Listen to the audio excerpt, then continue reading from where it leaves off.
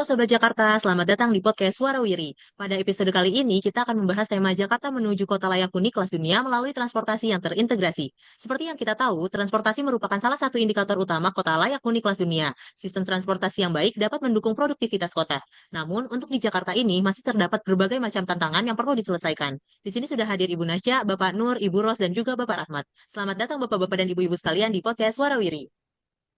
Mbak. Oke, pertama-tama saya ingin memulai dari sudut pandang pengguna transportasi umum. Menurut Bu Nasya, apa tantangan yang masih dihadapi oleh Jakarta dalam mewujudkan sistem transportasi kelas dunia? Baik, terima kasih Mbak. Menurut saya, sebagai pengguna transportasi umum sehari-hari, saya melihat bahwa transportasi publik di Jakarta sudah berkembang cukup pesat. Namun, ada beberapa kendala yang masih sering dirasakan oleh pengguna Transum.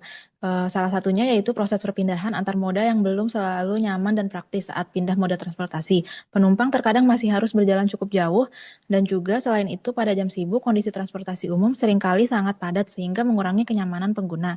Kondisi-kondisi itu yang membuat sebagian masyarakat merasa penggunaan kendaraan pribadi masih lebih praktis dan efisien untuk aktivitas sehari-hari. Seperti itu, Mbak. Oke, baik. Terima kasih Bu Nasya. Kalau itu merupakan tanggapan dari pengguna transportasi umum. Kemudian kalau dari sisi Bapak Nur nih, sebagai pengguna kendaraan pribadi, gimana nih Pak pandangannya?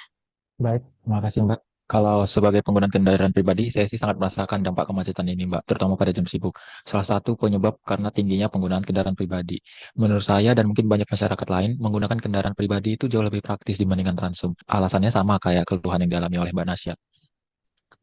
Oke, baik. Saya juga setuju nih kalau emang lihat dari sisi penggunaan kendaraan pribadi. Kalau dari perspektif tata kota gimana nih Bu Ros tanggapannya?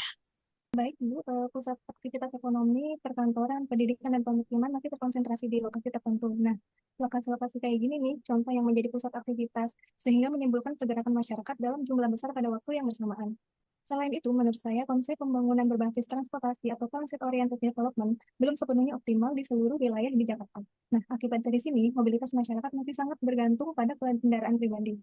Oh, jadi dapat disimpulkan bahwa akar masalahnya meliputi belum optimalnya integrasi transportasi, tingginya penggunaan kendaraan pribadi, rendahnya disiplin berlalu lintas, serta tata kota yang belum sepenuhnya mendukung mobilitas berkelanjutan.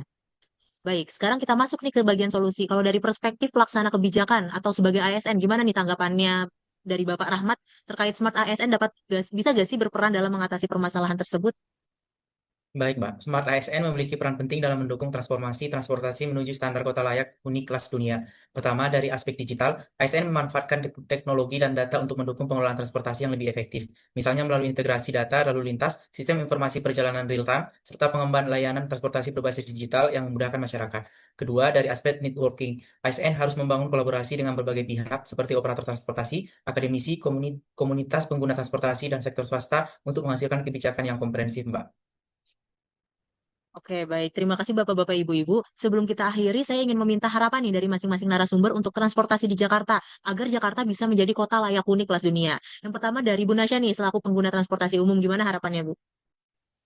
Kalau dari saya berharap semoga transportasi umum ke depannya semakin terintegrasi sehingga masyarakat lebih mudah untuk berpindah moda dan semakin tertarik untuk meninggalkan kendaraan pribadi gitu, Mbak. Oke, baik. Terima kasih, Bu Nasya. Selanjutnya untuk Bapak Nur, gimana nih harapannya Pak sebagai pengguna kendaraan pribadi? Sama seperti Mbak Nasya, saya harapannya pemerintah meningkatkan fasilitas transportasi umum sehingga meningkatkan kesadaran masyarakat dalam penggunaan Transum dan tertib berlalu lintas. Oke, baik. Selanjutnya dari sisi Bu Ros nih sebagai pengamat tata kota, gimana harapannya untuk transportasi Jakarta? Oke, baik. Kalau menurut saya berharap pembangunan Jakarta semakin mengedepankan konsep kota berkelanjutan ya, yang mengintegrasikan tata ruang dan transportasi secara harmonis. Oke, baik. Sekarang dari sisi Pak Rahmat nih, gimana Pak harapannya untuk Jakarta, Pak?